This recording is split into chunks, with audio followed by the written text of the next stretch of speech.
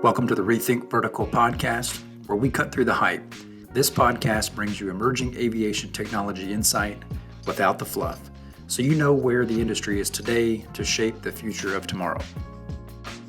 We've been building the company through COVID, and when I think about how to build a startup, I come from the dual use school of thought of build for government and have commercial applicability at the same time. And we grew through COVID because the DoD is always going to be in business. If it's not, then it doesn't matter. Whatever private sector your strategy goes out the something window. has occurred. We were in a very bad day if they're no longer in business. So we're able to go address that DoD and government need and continue to grow it, and are now looking at an inflection point where the commercial sector is maturing and coming online, and doing so at the same time that the regulatory piece that that matches the technology that we've been developing for years is all kind of coming together at the same time. And that's very interesting and exciting. And we'll see how it kind of plays out as the next 12 months go on. Right. Yeah, you brought up the words dual use, and I'd like to sort of hone in on that a little bit, because I think it's something that we see quite a few companies that when they're first starting up, kind of ideating and then like coming up with their MVP, and they know out there that everyone's immediately, it seems like, and it's probably just because the environment of VC over the last few years, that they're immediately thinking like, how do I get to a place where I can get a hold of some venture capital funding, right? And so when you mention like DoD funding, contracts, SBIR, STTR, things that I'd like to chat a little bit more about, because I know you guys have some experience with that. They know it's out there, but I think that a lot of times there's a disconnect, especially if they don't have any experience in the aerospace industry, period, how many of the dollars, especially R&D dollars, come from federal contracts, DoD, and not commercial ventures right off the bat, right? Because of the cost and the expense.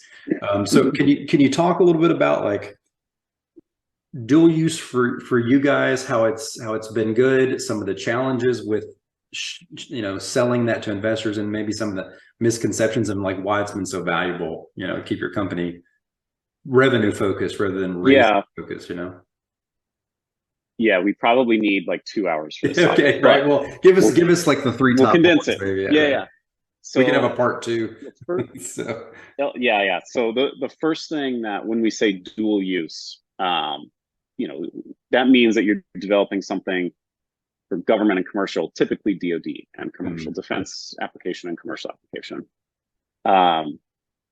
One thing that I think is a misconception, on a three-party misconception, from investor to founder to government customer, is that everyone says they want dual use. But what dual use means is that founder is now effectively running two companies at the same time, and potentially two product lines.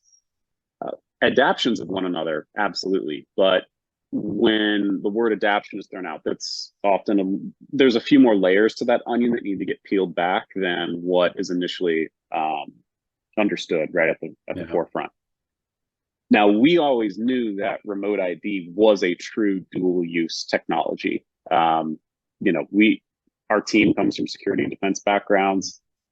When we initially started conceptualizing our ideas of identification for UAS and remote ID, we recognized that the job to be done was to answer the question of who is that, which is the first question from a security perspective, and that needed to be addressed. The byproduct of that is that when you know who that is now, and you have the telemetry as well, you can then manage that aircraft, and you can better manage the airspace and open up the skies for the commercial activity. And I'll be a generalist here, but when we look at how that market evolves to really work with dual use, we're looking at an 80-20 type of equation, where 80% of the actual need market, use cases are going to be commercial, and the 20% on government defense, security, other government application, which as a founder, I love that because investors can get nervous about working with government. There's pluses and minuses to it. But the real challenge there, they don't necessarily understand it, so they view it as uncertainty, where the commercial markets have more certainty in terms of their experiences and what they've invested in the past and where they see and can predict revenue. So when we start looking at it like this, we go, okay, this is 100% dual use, but then it becomes a question of dual use has a different journey depending upon the product and the company and the market needs and demands at the time. So I know the Air Force, AFWorks, I was an entrepreneur and resident with Techstars in their first Air Force accelerator, worked side by side with AFWorks when they were much smaller than they are today. Right. And, a lot of what they'll look for, at least in some of the past calls, is a commercially viable or commercially available technology to adapt on the defense side. But sometimes, and the historical way this has worked is that the defense technology gets adapted for the commercial side. So it can go either way. There's not necessarily a starting point in one direction or another. On our journey with this, we saw there's really a simultaneous need. And so we've been building almost a simultaneous approach to how we think about this, because remote ID in the civilian form is needed on the defense side, as well as the commercial and civil sides of government, commercial market, and then civil government needs. There's a baseline that's needed across, but defense also needs an adaptation of this on a combat ID side.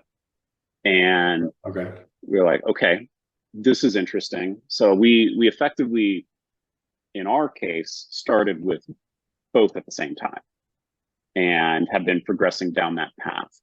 Now the market and the regulatory environment wasn't necessarily fully cemented as much as the security and the defense need was. So we were able to get some of those early contracts to work remote ID with the Air Force taking the charge, and then, follow that up with phase 2 contracts, and ultimately, came out to where we've got 3 sole source SBIR contracts that are Air Force led, but that we can work across the entirety of the US government through some of the rights that get associated with the SBIR and STTR program.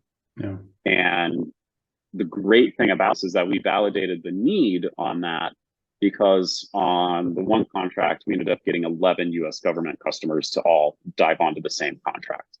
And we believe, we haven't seen any hard numbers on this, but we believe that's a record in the entire SBA's SBIR and STTR program. Or at least our program manager thought so as well, and he's managed over 300. He's seen a few of those. He's seen a few of them. Right. So there's different ways to approach how you can take it.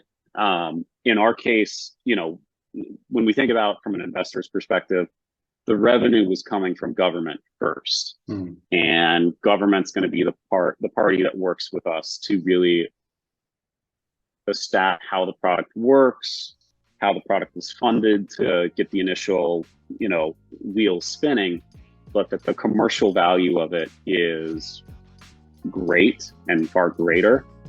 And the government side, in our case, seen that as well, and is willing to make that investment from their side in the R&D stages to advance it and then operationalize it, because they know it'll have such a great impact on the civil and commercial market, where we then don't have to become solely dependent upon the government. If you'd like to be a part of the UAS Cluster Initiative community and get access to more of our content, check us out at www.uascluster.com.